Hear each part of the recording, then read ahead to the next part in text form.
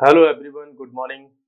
Welcome to the Manulog classes in the session of daily news analysis. Today is 14th of March 2024. You are watching with Naresh Sharma. Now, first of all, we are going to revise our previous day session with the help of MCQs. So first of all, we are going to start with the question number 1 and try to reply the questions before I provide you the correct answer, so you can easily revise your concepts and facts which are in current affair along with the basic background or the static background or of the various news and current affairs. So the first question is, which country has officially joined NATO as its 32nd member? Last session में हमने discuss किया था NATO के बारे में, कभी एक country ने इसको ज्वाइन किया है तो which is the country? Belgium, Sweden, Finland, Ukraine, ये कौन सा कंट्री है जिसने अभी as a 32nd member of the NATO join किया है? ये कंट्री है गाइस स्वीडन।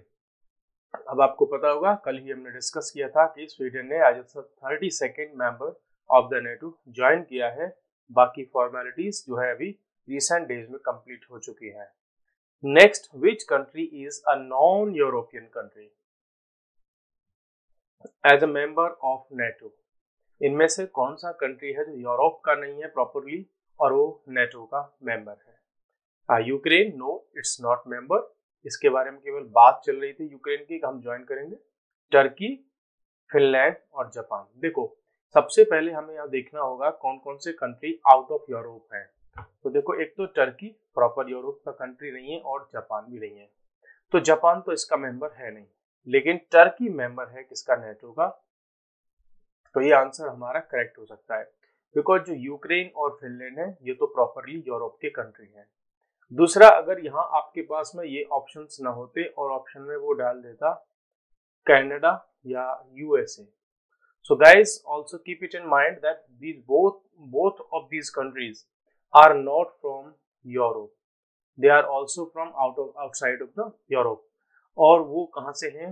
वो है नॉर्थ अमेरिका से। तो ये पॉइंट भी आपको यहाँ पे लर्न करना होगा। नेक्स्ट क्वेश्चन हमारे पास में है, which one of the following organization was established with the signing of the North Atlantic Treaty in Washington?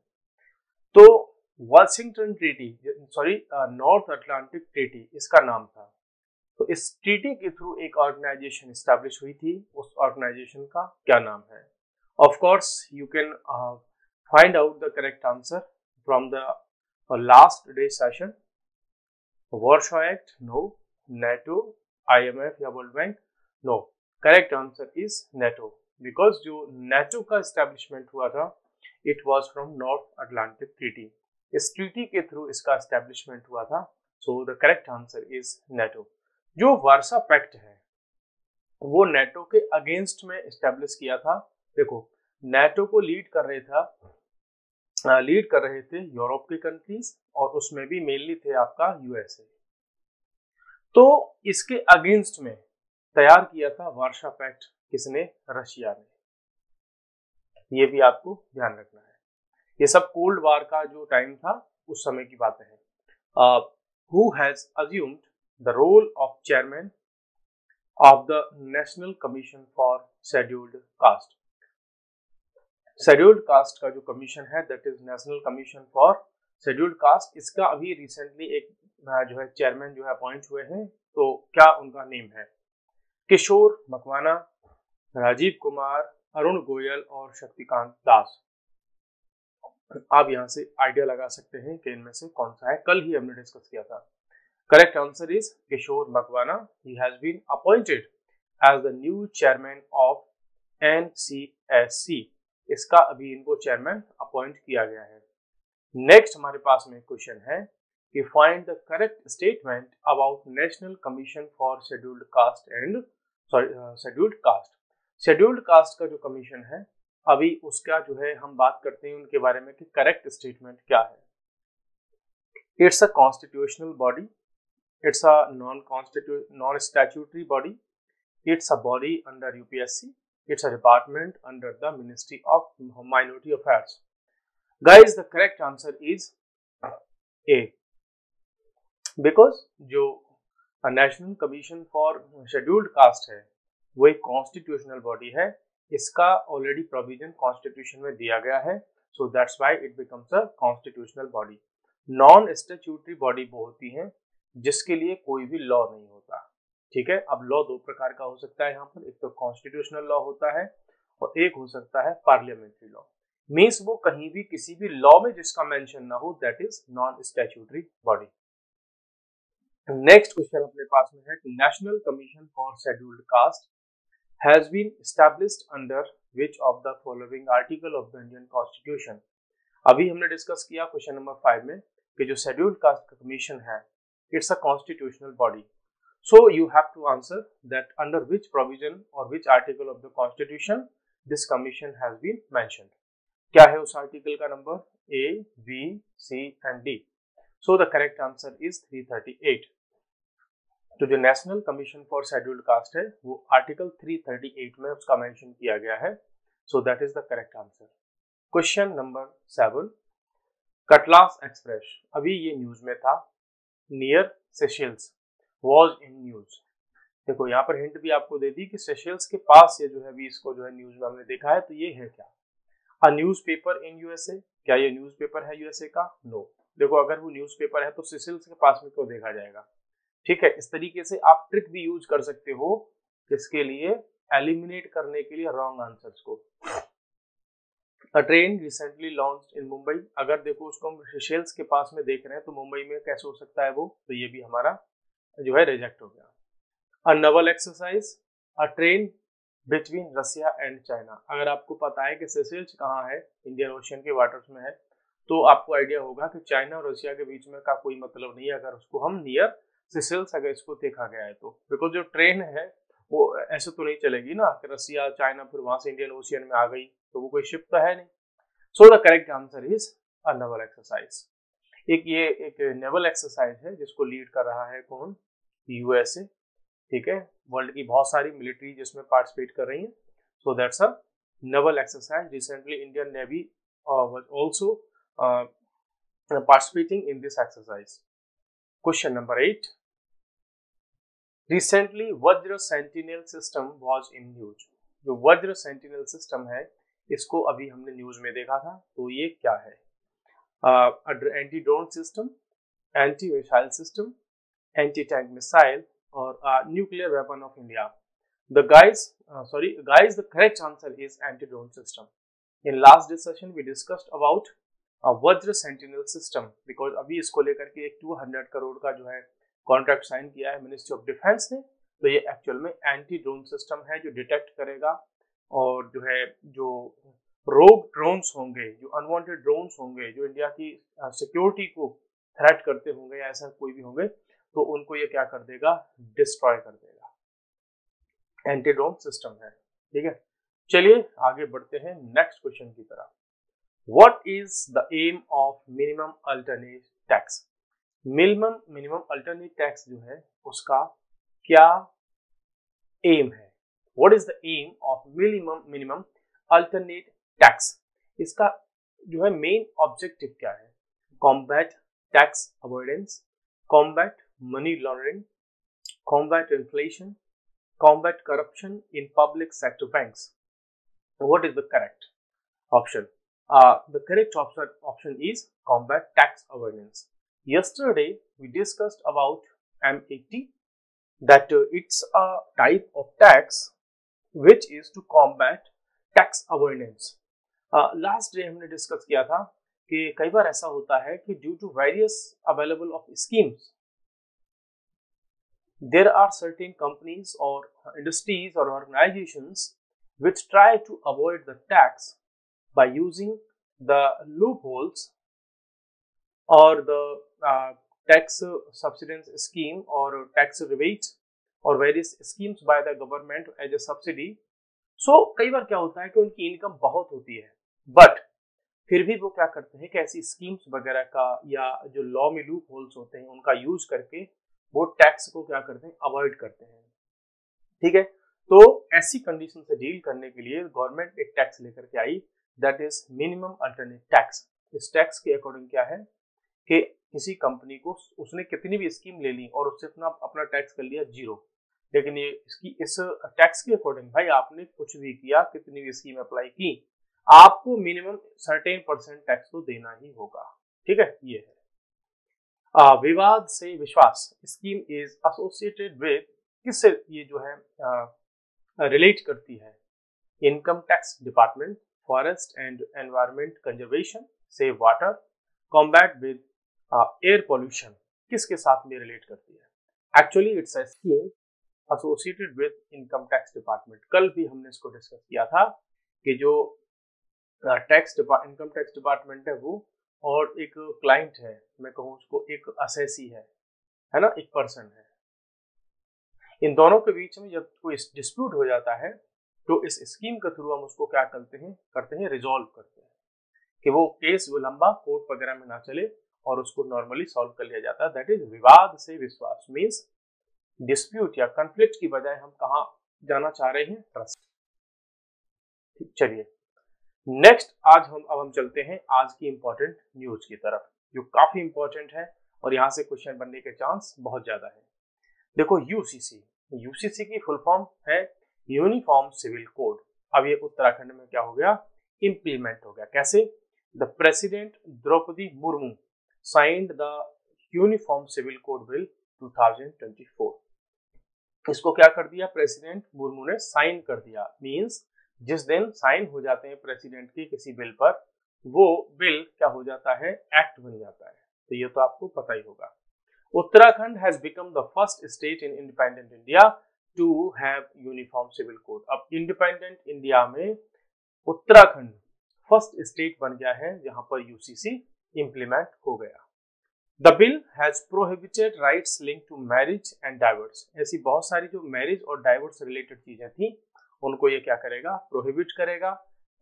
और इन मुस्लिम पर्सनल लॉ देखो सच एज तलाक, इद्दत, हलाला, while keeping tribal people outside its purview। देखो हम यहाँ पर ये जो राइटर है वो क्यों लिख रहे हैं ऐसा कि ये मुस्लिम से जुड़ी हुई इन चीजों को ये एंड कर देगा, जैसे तलाक, इद्दत और हलाला।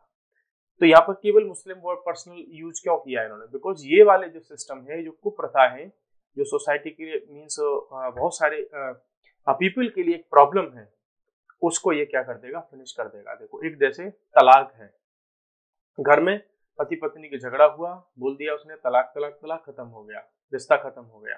ठीक है, उसके लिए ऑलरेडी गवर्नमेंट नेशनल लेवल पर एक लॉ लेकर के आ चुकी है जो ट्रिपल तलाक वाला है कि आप किसी को अचानक से ऐसा नहीं है कि आपने मीन्स 20 ईयर्स आप किसी स्त्री के साथ में जो है आपने शादी की, है ना, मैरिज की, और आप मीन्स 20 ईयर्स आपको हो गए, आपके 2 बच्चे हैं, 3 बच्चे हैं, है ना, वो बेचारी जो महिला है वो आपके साथ में 20 ईयर्स उसको हो गए और आप अचानक से आपको गुस्सा आया, आपने बोल दिया तलाक तलाक और तलाक, उसको घर से बाहर कर दिया, है ना।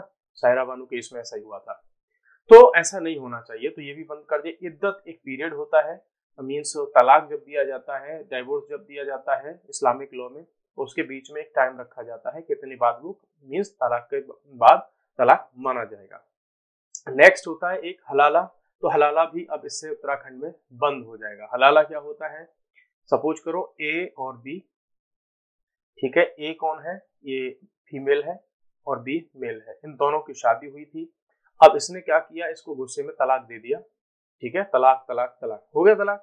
ठीक है, अब सुबह मीन्स मान लो ये दारू पी के आया रात को और इसने जो तलाक दे दिया, अब सुबह इसकी दारू उतरी, बोला ये तो मैंने गलत कर दिया। तो अब इस महिला को क्या किया जाएगा? हलाला के नाम पर इसको क्या किया जाएगा?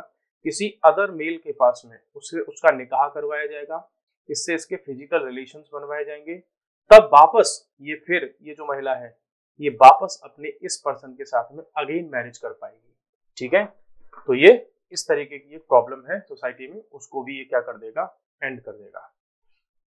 इट गारंटीज, अब देखो इससे क्या क्या मिलने वाला है। अभी जरा इसको हम डिलीट कर देते हैं पहले, तो आपको थोड़ा स्पेस मिले। ये देखिए अब आप कि ऑन February 7 को जो पहले ही 2024 में इन्होंने असेंबली जो उत्तराखंड की उसने पास कर दिया था। ठीक है, बाद में अब जो क्या हुआ है, इसको प्रेसिडेंट का असेंट मिल गया। इस बिल के थ्रू, इस एक्ट के थ्रू होगा क्या? It guarantees women's equality rights.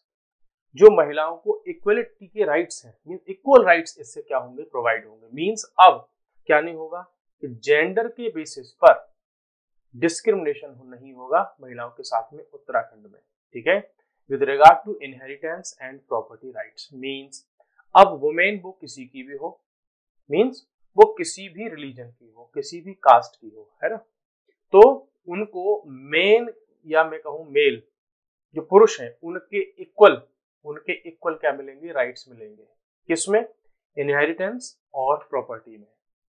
Inheritance वाली प्रॉपर्टी वो होती है जो हमारे मींस एंसेस्टर्स से आई होती है, सपोज करो ग्रैंडफादर से जो प्रॉपर्टी आई। तो अब मेल और फीमेल दोनों को ही प्रॉपर्टी और इनहेरिटेंस में इक्वल राइट्स मिल जाएंगे।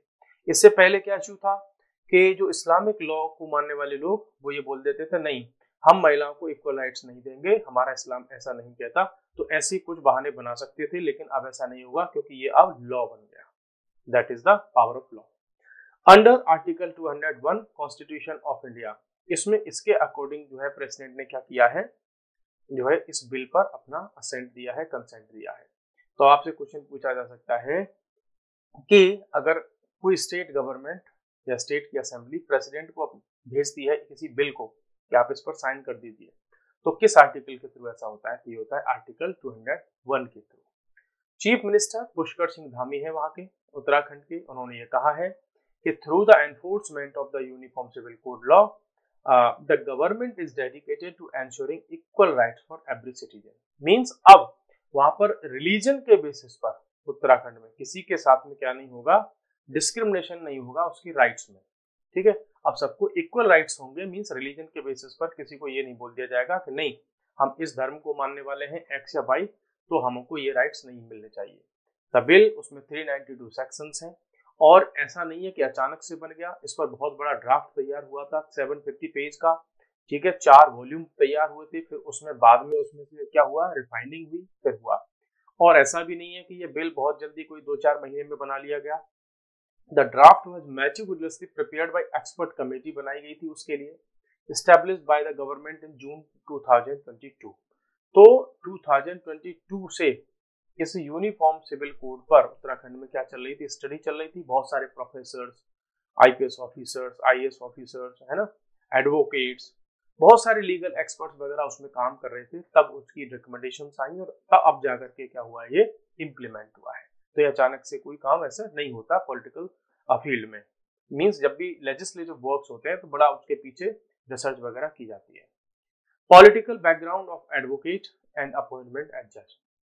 देखो अभी हुआ क्या कि ऑनरेबल सुप्रीम कोर्ट ने एक अपना जो है ऑब्जर्वेशन दिया है इसके रिगार्डिंग में कि जब किसी एडवोकेट को हाई कोर्ट या सुप्रीम कोर्ट का जज बनाया जाता है तो मींस अगर वो पहले कभी किसी पॉलिटिक्स से जुड़ा हुआ था या उस पर ऐसे ब्लेम्स हैं तो उसको ये नहीं माना जाएगा कि भाई अब वो जज नहीं बनाया जा सकता, बिकॉज वो पहले किसी पॉलिटिकल एफिलिएशन उसके थे।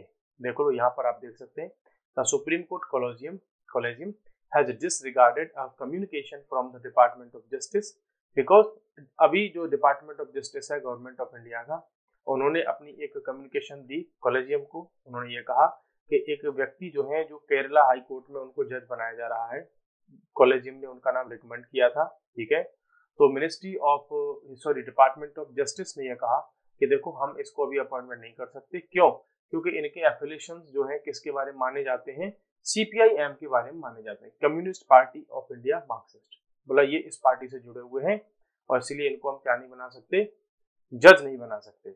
जुड़े हुए का जो वर्ड है यहाँ पर उन्होंने ये कहा है कि सिंपैथेटिक, मींस ये इस पार्टी के लिए ज्यादा सिंपैथी रखते हैं, ठीक है। तो ऐसा इन्होंने कहा है। बोला अगर कोई एडवोकेट किसी एक पर्टिकुलर पार्टी के लिए सिंपैथी रखता है तो ये कोई कारण नहीं है कि उसको हम जज के लिए प्रमोट ना कर सकें।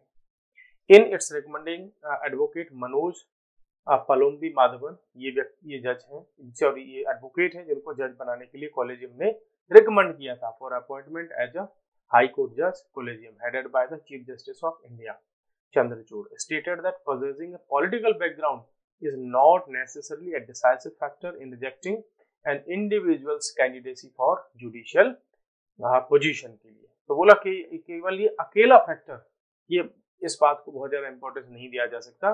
So this is the latest observation by the Supreme Court. Now next news is Supreme Court to hear plea to include CJI on EC selection panel.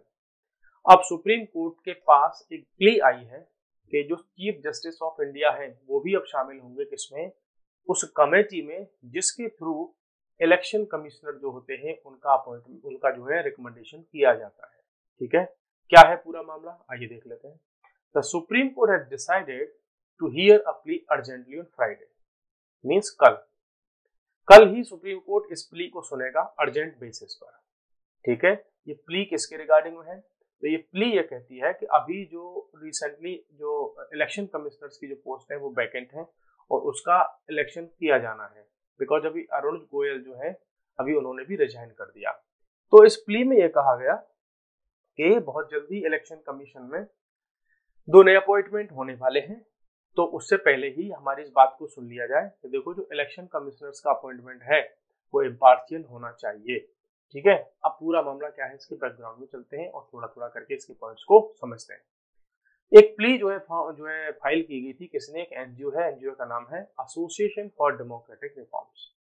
ठीक है, इसका कहना है कि it which argues that the new law governing the appointment of election commissioners should be suspended. अभी आपको पता होगा कि इलेक्शन कमीशन में अपॉइंटमेंट के लिए chief election commissioner, other election commissioner, उनके अपॉइंटमेंट के लिए एक नया एक्ट आया और उसमें उससे अपॉइंटमेंट से रिलेटेड नियम दिए गए हैं, बहुत सारे रूल्स दिए गए हैं।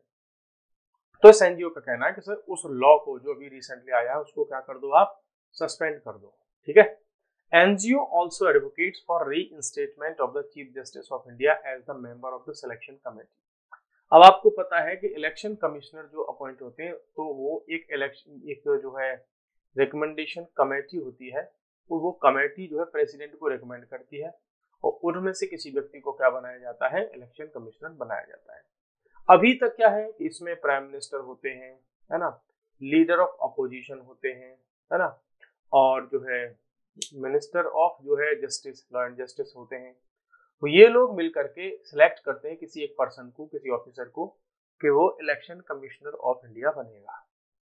ठीक, अब इस प्ली में इस एनजीओ ने ये कहा इस कमेटी में चीफ जस्टिस ऑफ इंडिया को भी शामिल किया जाए, तो जज साहब ऐसा आप निर्णय दे दीजिए। ठीक है, ये है इनका main fact of the case.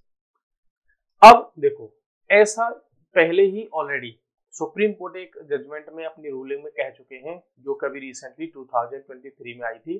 Case का नाम है अनूप वर्णवाल केस। ठीक है, इसमें सुप्रीम कोर्ट ने कहा था कि चीफ इलेक्शन कमिश्नर का या इलेक्शन कमिश्नर्स का जो अपॉइंटमेंट होता है उसमें चीफ जस्टिस ऑफ इंडिया को भी इंक्लूड किया जाए, बिकॉज उससे पहले अपॉइंटमेंट से रिलेटेड ऐसा कुछ था नहीं, तो उसके लिए गवर्नमेंट एक नया लॉ लेकर के आई।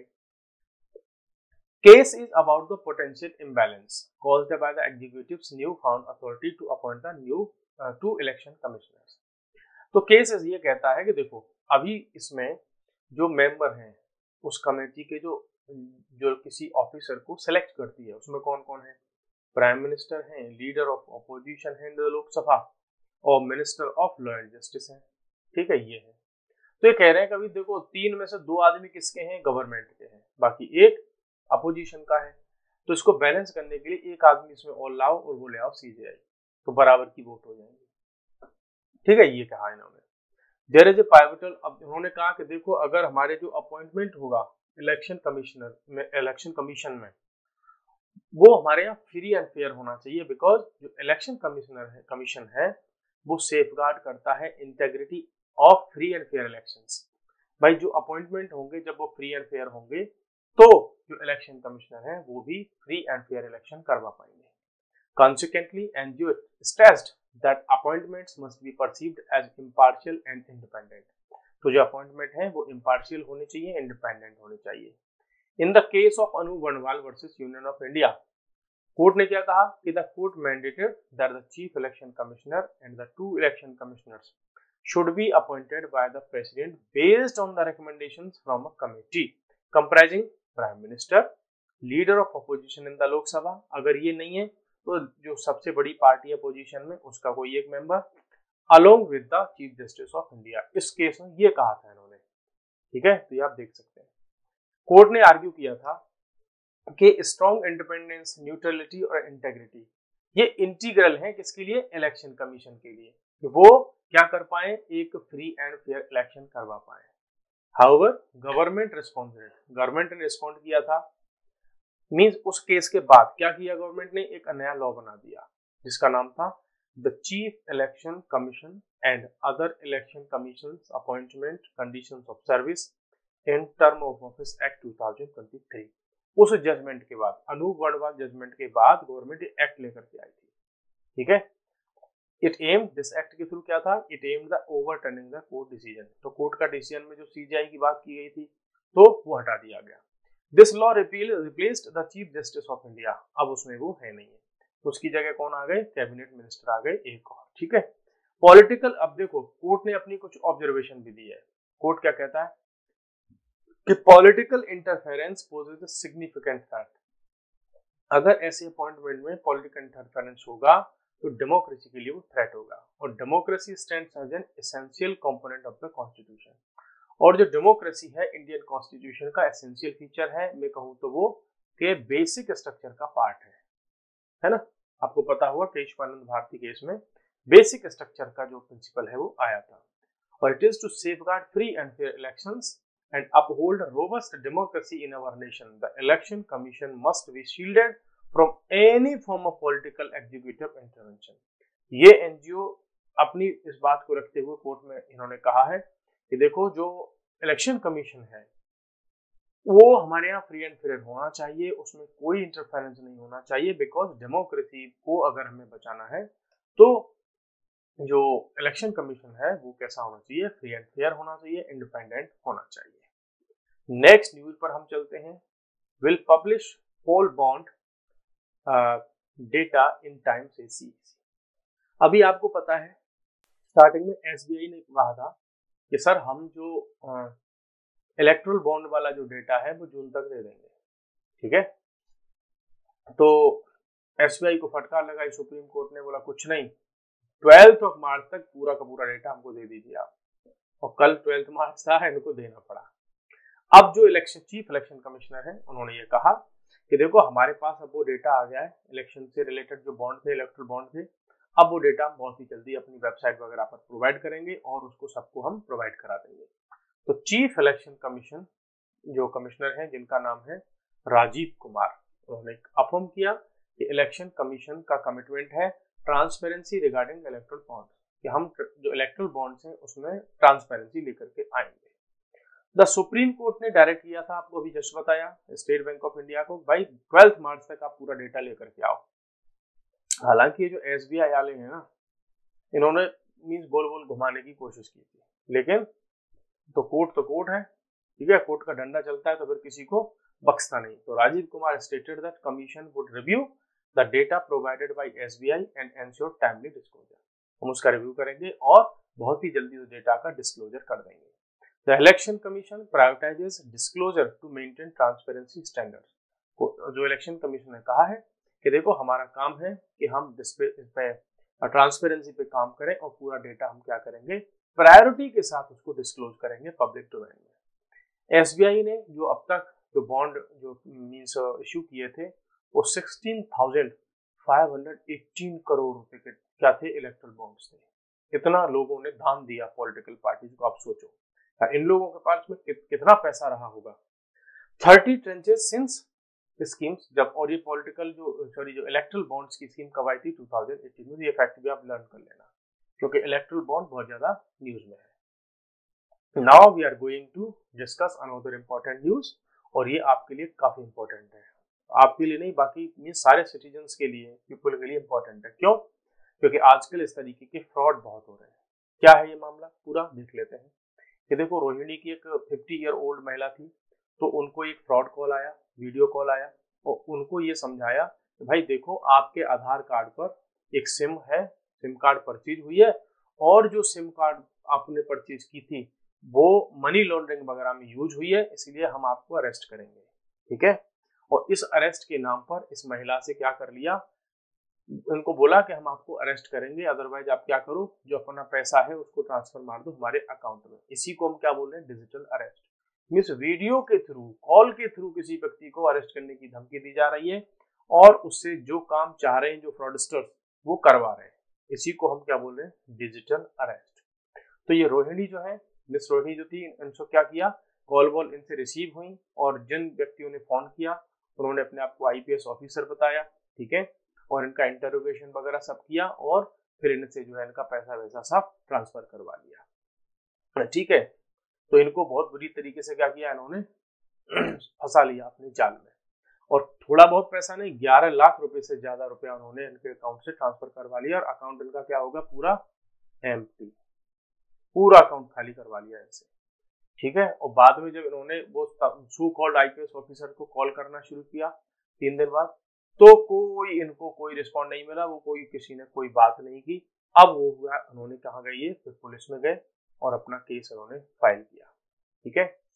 अब ऐसा ही केस के बारे में जो डीसीपी है कुलदीप कुमार, ये बेंगलोर में ट्रैफिक पुलिस में है, तो ये जो है किसी केसेस के बारे में बताते हैं, अपना एक्सपीरियंस उन्होंने बताया कि इन्होंने ये कहते हैं कि जो victims of such fraud schemes are effectively confined to a virtual house arrest.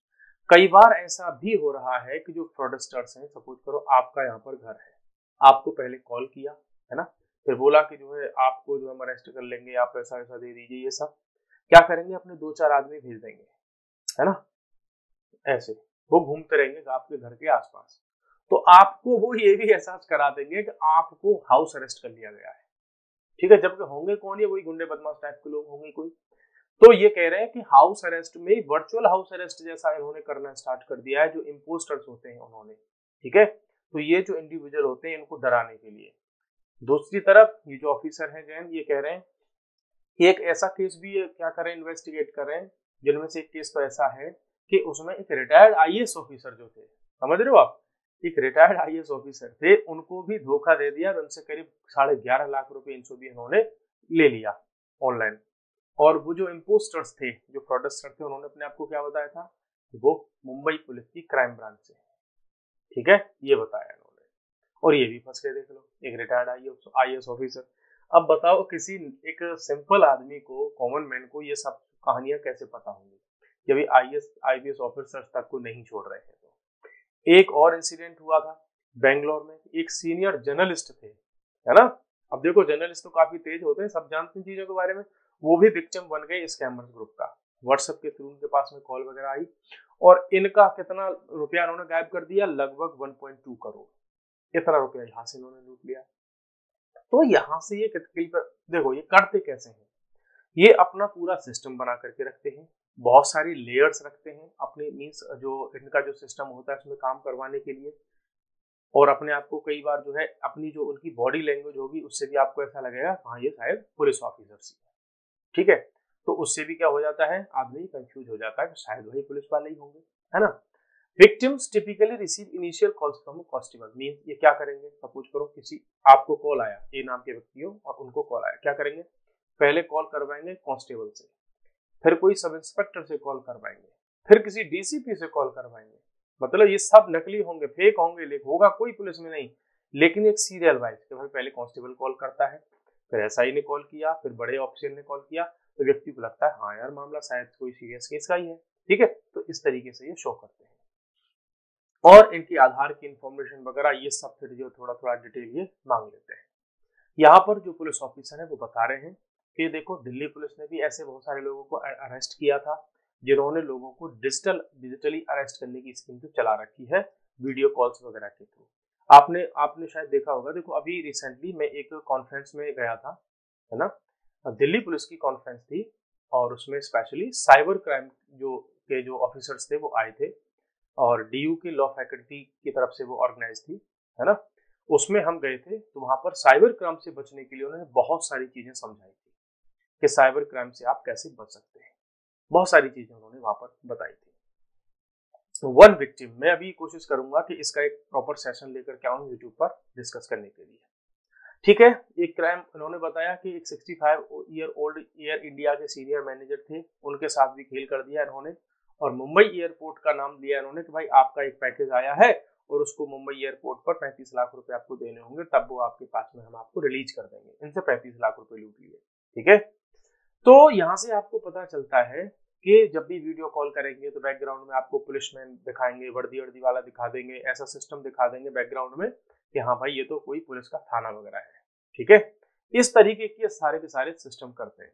True collar वगैरह पर भी अपने जो नेम वगैरह होते हैं इनको चेंज कर देते हैं। व्हाट्सएप की जो डीपी वगैरह होती है उस पर ये वर्दी वाली इमेज लगा देते हैं। ठीक है, और ये जो crucial to note that emails जो आती है इनके come from domains not ending in .gov।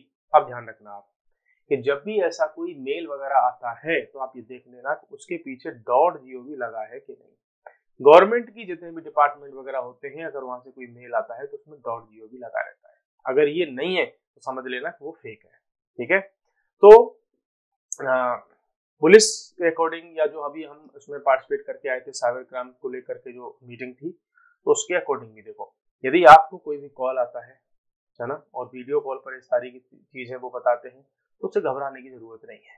ठीक है, ऐसे केसेस में आप क्या करें, नंबर को तुरंत क्या कर दें, ब्लॉक कर दें। ठीक है, क्योंकि ऐसा अगर कुछ भी मैटर होगा ना तो आपके पास में प्रॉपर एक लोकल जो है लीगल नोटिस आएगा, है ना, लोकल वहां का जो थाना होगा उसके पास में उसकी इंफॉर्मेशन होगी, ये सब आपको मिल जाएगा। एफआईआर का नंबर होगा, है ना, अब एफआईआर नंबर से पता कर सकते हैं कि भाई मेरे पास कोई अगेंस्ट में कोई एफआईआर हुई है कि नहीं हुई है। आप 100 नंबर जो है अभी कहीं कहीं चल रहा है, कई जगह पर फिर वो 112 हो गया है, वहां पर कॉल करके इस वक्त इसके बारे में आप इंफॉर्मेशन दे सकते हैं। तो इस तरीके से आप बच सकते हैं चीजों से। चलिए, आज के लिए इतना ही बहुत है। कल फिर मिलते हैं नेक्स्ट सेशन में। तो guys, goodbye, take care and keep connected. Thank you very much.